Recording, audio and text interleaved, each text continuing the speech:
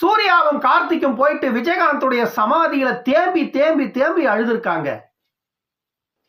எவ்வளவு ஒரு அன்பு பாசத்தை விஜயகாந்த் மேல கொட்டி தீர்த்திருக்கான் சூர்யா தெரியுங்களா?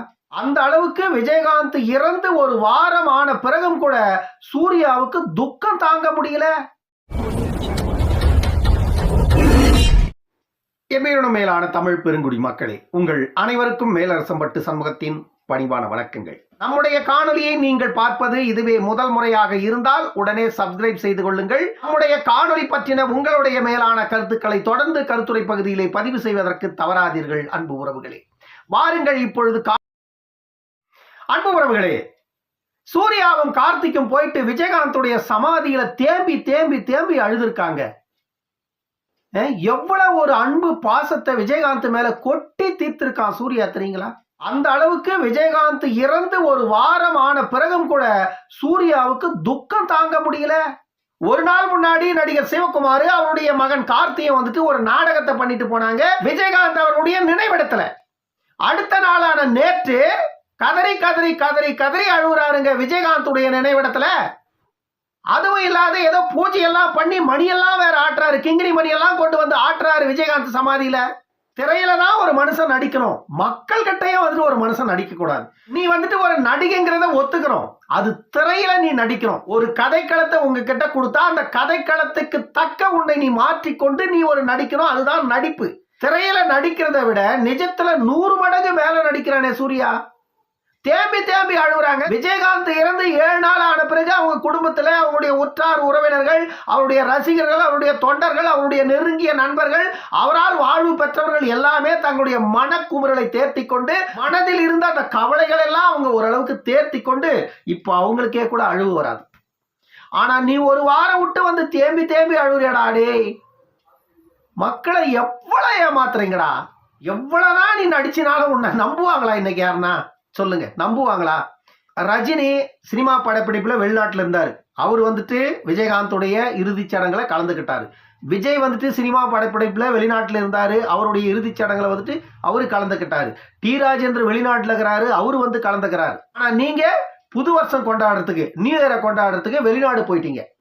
குடும்பத்தோட வெளிநாடு போயிட்டு ஜாலியா ஜல்சா பண்ணிட்டு வெளிநாட்டுல போயிட்டு நியூ இயரை கொண்டாடிட்டு அங்கிருந்து இங்க வந்துட்டு இப்போ ஒரு நாடகத்தை போடுறீங்க மக்கள் முன்னாடி. கருணாநிதி குடும்பத்துக்கு எந்த அளவுக்கு கூஜா தோக்க முடியுமோ அந்த அளவுக்கு கூஜா தோக்குறீங்க. வெக்கம், மானம், சூடு, சொரணை எல்லாத்தையும் விட்டு சிவகுமார் குடும்பமே கருணாநிதிக்கு ஜால்ரா குடும்பமா மாறி போச்சு. இவ்வளவு நாடகத்தையும் சிவகுமாரும் கார்த்தி சூர்யா எல்லாம் எதுக்காக பண்றாங்க அப்படின்னா, தயாரிப்பாளர்கள் சங்கம் வந்துட்டு இன்றைக்கு கருணாநிதியோட 100ஆண்டு விழாவை நடத்துறாங்க. அந்த 100ஆண்டு விழாவை நடத்துறதே வந்துட்டு சிவகுமாருடைய தவப்புதல்வன் கார்த்தி தான். சூர்யாவுடைய உடன்பிறப்பு கார்த்தி தான். இந்த கார்த்தி தான் ஓடி ஓடி வந்துட்டு சிவகுமாருடைய 100ஆண்டு விழாவை நடத்துவதற்கான வேலைகள் எல்லாம் செஞ்சிட்டு இருக்காரு. ஏன் அந்த வேலையெல்லாம் இவ்வளவு வேகமா செஞ்சிட்டு இருக்காங்கன்னு தெரியுமா? அதற்கு பின்னாடி எவ்வளவு சுயநலம் இருக்குதுன்னு யாருக்குன்னா தெரியுமா? இந்த 100ஆண்டு விழாவில் கலந்து கொள்வதற்கு ஒரு நாள் முன்னாடி விஜயகாந்த் சமாதியில போயிட்டு சில நாடகங்களை, சில டிராமாவை அங்க போட்டுட்டு நம்ம வெளியே வந்தாதான் மக்கள் வந்துட்டு நம்மள ஓரளவுக்கு ஏத்துக்குவாங்க. இல்ல அப்படின்னா கலைஞர் 100ஆண்டு விழாவில் நேரா போய் நம்ம கலந்துக்கிட்டோம்னா, ஏற்கனவே முன்னாள் நடிகர் சங்க தலைவராக இருந்த விஜயகாந்துடைய இறப்புல வந்து கலந்துக்கல, அவருக்கு ஒரு இரங்கல் செய்தி கூட சொல்றதுக்கு உங்களுக்கு துப்பு இல்ல. நீங்கெல்லாம் ஒரு ஆளுங்கன்னு சொல்லிட்டு கருணாநிதிக்கு 100ஆண்டு விழா நடத்த வந்துட்டீங்கன்னா, எவனா மேடையில காரிகிரி துப்பிட்டான்னா, எவனா காலுக்கு அந்த கட்டி அடிச்சுட்டான்னா என்ன பண்றது அப்படின்னு சொல்லி முன்னெச்சரிக்கையா போய் விஜயகாந்த் சமாதியில ஒரு டிராமாவை பண்ணிட்டாங்க. அடுத்து இன்றைக்கு கருணாநிதியோட 100ஆண்டு விழாவில் குடும்பத்தோட பங்கேற்க போறாங்க. கருணாநிதியோட குடும்பம் வந்துட்டு இப்பொழுது அவர்களுக்கு மிகவும் அவசியம். காரணம் என்னன்னா, கருணாநிதி குடும்பத்துல கோடிக்கணக்கான கருப்பு பணங்கள் குவிந்து கிடக்கிறது. இந்த கருப்பு பணங்கள் தான் சினிமாவில் ஒவ்வொரு நடிகரை வந்துட்டு திரைப்படங்களை தயாரிப்பதற்கு, அந்த கருப்பு பணத்தை வெள்ளை பணமா மாற்றுவதற்கு இந்த சினிமா துறை தான் அவர்களுக்கு உதவி கொண்டிருக்கிறது கருணாநிதி குடும்பத்திற்கு. ஒருவேளை கருணாநிதி குடும்பத்திற்கு எதிராக இவங்க எல்லாம் மாறிட்டா அடுத்து இவர்கள் சினிமா படமே எடுக்க முடியாது. அந்த மாதிரி ஒரு நிலைக்கு கருணாநிதி குடும்பம் இவர்களை மாற்றிவிடும். திரைத்துறையில் நடந்து கொண்டிருக்கின்ற இந்த வித்தைகளை எல்லாம் கூர்ந்து கவனித்தவர்களுக்கு நன்றாக தெரியும். ஜெயலலிதா ஆட்சிக்கு வந்தா கலாநிதியோட சன் பிக்சர்ஸ் சினிமாவே எடுக்காது. கருணாநிதி ஆட்சிக்கு வந்த உடனே சன் பிக்சர்ஸ் சினிமா எடுக்கும். இப்ப சன் பிக்சர்ஸோட ரெட் ஜெயின் மூவிஸும் சேர்ந்துக்குச்சு. ஒரு பக்கம் சன் பிக்சர்ஸ், இன்னொரு பக்கம் ரெட் ஜெயின் மூவிஸ். இது ரெண்டும் சேர்ந்து தமிழ்நாட்டில் இவங்க கொள்ளையடிச்சு வச்சிட்டு இருக்கிற இந்த கருப்பு பணத்தை எல்லாம் வெள்ளப்பணமா மாத்துறதுக்கான வேலையை சினிமா துறையின் மூலமா தான் பெருமளவில் கள்ளப்பணங்களை நல்ல பணமாக மாற்றுகின்ற வேலையை இவர்கள் செய்கிறார்கள்.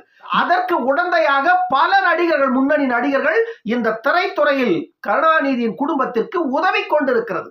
இப்படி திரைத்துறையை சார்ந்தவர்கள் எல்லாம் கருணாநிதியின் குடும்பத்திற்கு ஜால்ரா போடலனா இவர்கள் திரைத்துறையில நீடிக்க முடியாது. ஏனென்றால் இவர்கள் படம் தயாரிப்பதற்கான ஒரு சூழலும் உருவாகாது. இவர்களை வைத்து படம் எடுக்கின்ற தயாரிப்பாளர்களும் முன்வர மாட்டாங்க. ஏனென்றால் அவர்களை வைத்து ஒரு படத்தை தயாரிப்பதற்கு முன்வருகின்ற எந்த ஒரு நிறுவனமா இருந்தால் கூட முதல்ல வந்துட்டு கலாநிதி மாறனோ ரெட் ஜெயின் நிறுவனமோ வந்துட்டு இவங்களுக்கு அனுமதி கொடுக்கணும். இல்லைன்னா இவங்க வந்துட்டு திரைப்படங்களை தயாரிக்க முடியாது. சின்ன சின்ன பட நிறுவனங்கள். மு.க. ஸ்டாலின் ஆட்சிக்கு வந்த உடனே ரெட் ஜெயின் மூவிஸோட ஆதிக்கம் தான் திரைத்துறையை கையில் வைத்துக் கொண்டிருக்கிறது. இப்படி ஒரு கேவலமான நிலைக்கு திரைத்துறை சென்று இருக்கிறது. ஒரு நடிகர் அஜித் கூட வந்துட்டு விஜயகாந்துடைய இறப்புல வந்து கலந்துக்கல. ஆனா நடிகர் அஜித் வந்துட்டு வெளிநாட்டுல தான் இருக்கிறாருங்கிறது உண்மையிலே எல்லாருக்கும் தெரியுது. விஜயகாந்துடைய இறப்புல யார் யாரெல்லாம் வந்து கலந்துக்கிட்டீங்க, யார் வந்து கலந்துக்கலங்கிறது பெரிய விஷயமே இல்லை. ஏன்னா நீங்க குறிப்பிட்டு நீங்களெல்லாம் ஏன் கலந்து கொள்ளவில்லை என்ற கேள்வி சாமானிய மக்களிடமிருந்து ஏன் எழுகிறதுனா, நீங்க இன்னைக்கு பெரிய நடிகர்களாக தமிழ் திரையில இருக்கிறீங்க. கோடிக்கணக்கான ரூபாய் சம்பளம் வாங்குறீங்க. உங்களை வளர்த்தது விஜயகாந்த் போன்ற ஒரு பெரிய ஜாம்பவான்களால் தான் நீங்க வளர்ந்தீங்க. இன்னைக்கு திரைத்துறையில வந்துட்டு நீங்க பெரிய அளவில் இருக்கிறதுக்கு காரணமே விஜயகாந்த் போன்ற நடிகர்கள் தான். ஒரு காலத்தில் தமிழ் திரையுலகம் வந்துட்டு கடல்ல தத்தளித்து கொண்டிருந்த காலகட்டத்தில் வெளிநாடுகள் எல்லாம் போயிட்டு நடிகர்களை அழைத்து கொண்டு போய் அங்க கலை நிகழ்ச்சியை நடத்தி அதன் மூலமாக பணத்தை கொண்டு வந்து நடிகர் சங்கத்துல இருந்த கடனை எல்லாம் அடைத்து இன்னைக்கு அந்த இடத்துல உங்களை கொண்டு போய் உட்கார வச்சிருக்கிறது விஜயகாந்த். அதனால சாமானிய மக்கள் கூட உங்களை கேள்வி எழுப்புறாங்க. இந்த மாதிரி இன்னைக்கு அவர் நிலைநிறுத்தின இடத்துல நீங்க உட்கார்ந்துட்டு இருக்கீங்க. அவருடைய கடைசி பயணத்துல அவருக்கு ஒரு மரியாதை, அவருக்கு ஒரு இரங்கல் கூட செய்யறதுக்கு நீங்க தயாராகலன்னா நீங்களாம் உங்களே மனுஷ பிறவிங்களான சாமானிய மக்கள் கேள்வி எழுப்புறாங்க.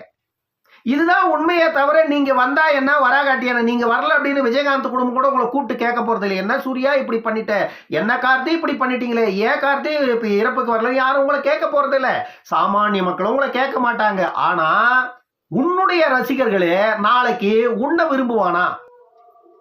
உன்னுடைய ரசிகனே நாளைக்கு உன்னை விரும்புவானா? கண்டிப்பா விரும்ப மாட்டான். எப்பொழுது சூர்யா ஜெய்பீம் படத்துல ஒரு பெரும் சமூகத்திற்கு எதிரான படமாக இது இருக்கிறது என்று தெரிந்தும் உண்மைக்கு மாறான விஷயங்களை அந்த திரைப்படத்தில் புகுத்தி உண்மைக்கு மாறான காட்சிகளை இந்த திரைப்படத்தில் வைத்து உண்மையான ஒரு சம்பவத்தை மறைத்து பொய்யான ஒரு கதாபாத்திரத்தை உருவாக்கி அந்த கதாபாத்திரத்தை கொண்டு போய் மக்கள் முன்னாடி நிறுத்தி இந்த ஒரு பெரும் சமூகமே குற்ற சமூகம்னு பொய்ய சொன்னீங்க பாருங்க.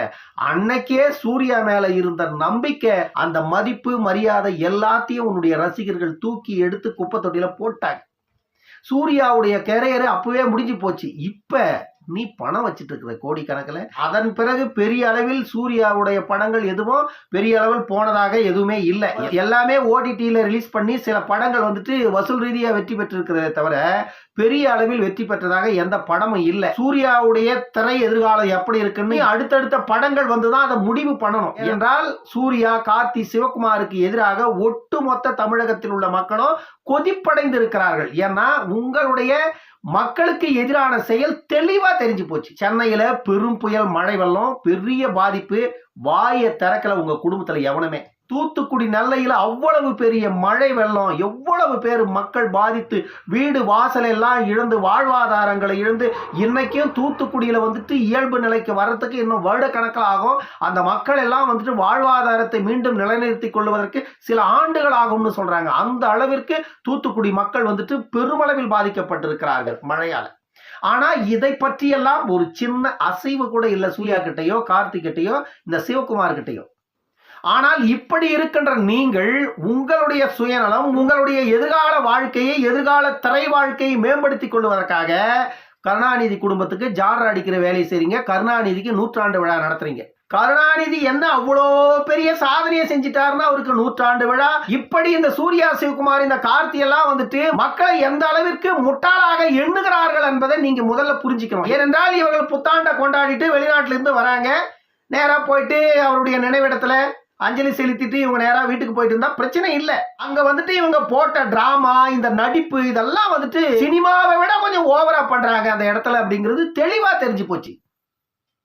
ஏன்னா இதுல ஒரு விஷயத்தை நம்ம பார்த்துக்கணும். வியாழக்கிழமை வந்துட்டு கார்த்தியும் சிவகுமாரும் வந்துட்டு அஞ்சலி செலுத்துறாங்க. அஞ்சலி செலுத்திட்டு சிவகுமார் வந்துட்டு செய்தியாளர்களை சந்திக்கிறாரு.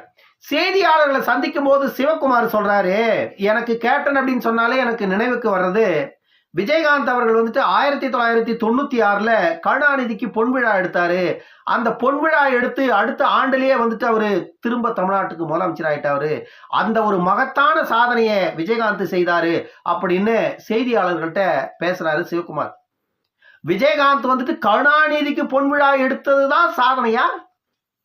நான் கேட்கிறேன். விஜயகாந்த் வந்துட்டு சினிமாவை தாண்டி அரசியலை தாண்டி அவருடைய பொது வாழ்க்கையில ஏராளமான மக்களுக்கு அவர் பெரிய அளவுல உதவி செய்திருப்பதாக மக்கள் பேசிக்கிறாங்க. அவரால் உதவி பெற்றவர்கள் பேசுறாங்க. திரைத்துறையில 50க்கும் மேற்பட்ட இயக்குநர்களை கொண்டு வந்திருக்கிறார். 50க்கும் மேற்பட்ட நடிகர்களை கொண்டு வந்திருக்கிறார். எத்தனையோ நபர்கள் வாழ்க்கையில விழுந்து போனவங்களை கைபிடிச்சு தூக்கி விட்டிருக்கிறாரு. கோடிக்கணக்கான ரூபாய் வந்துட்டு பண உதவியும் பொருள் உதவியும் செய்து பல பேருக்கு வந்து வாழ்வு கொடுத்திருக்கிறார். இதையெல்லாம் நான் சொல்லல, விஜயகாந்த் அவர்களால் வாழ்வு பெற்ற அந்த நபர்களே பேசுறதை நம்ம பார்க்கிறோம். இப்படிப்பட்ட ஏராளமான விஷயங்கள் விஜயகாந்த் அவர்களை பற்றி பேசுவதற்கு இருக்கும் பொழுது கலைஞருக்கு பொன்விழா எடுத்ததுதான் உங்களுக்கு மகத்தான சாதனை அப்படின்னு சொன்னா சிவகுமாருடைய குடும்பம் எந்த அளவிற்கு இந்த கருணாநிதி குடும்பத்திற்கு செருப்பா இருக்குதுன்னு தெரிஞ்சுக்கிங்க. அப்படி ஒரு அவசியம் சிவகுமார் குடும்பத்துக்கு இருக்குது. ஏனென்றால் அவ்வளவும் சுயநலம், தங்களையும் தங்களுடைய குடும்பத்தையும் காப்பாற்றிக் கொள்ள வேண்டிய அவசியம் அவர்களுக்கு இருக்கிறது. அதனால வந்துட்டு ஆட்சியாளர்கள் அவங்க, ஏன்னா கருணாநிதி குடும்பம் இன்னைக்கு ஆட்சியாளர்கள், அவர்களை எதிர்த்து கொண்டா நாளைக்கு வடிவேலுக்கு ஆன நிலைமை இவர்களுக்கு ஆயிட்டா என்ன பண்றது? ஏனென்றால் கருணாநிதி குடும்பம் எதையும் செய்யும். இது சிவகுமாருக்கு நன்றாக தெரியும். அதனால சிவகுமார் கருணாநிதி குடும்பத்துக்கு சொம்பா மாறி போயிட்டார். இன்னொரு காணொலியில் சந்திக்கும் வரை உங்களிடமிருந்து விடைபெற்றுக் கொள்வது மேலரசம்பட்டு சண்முகம். நன்றி, வணக்கம் அன்பு உறவுகளே.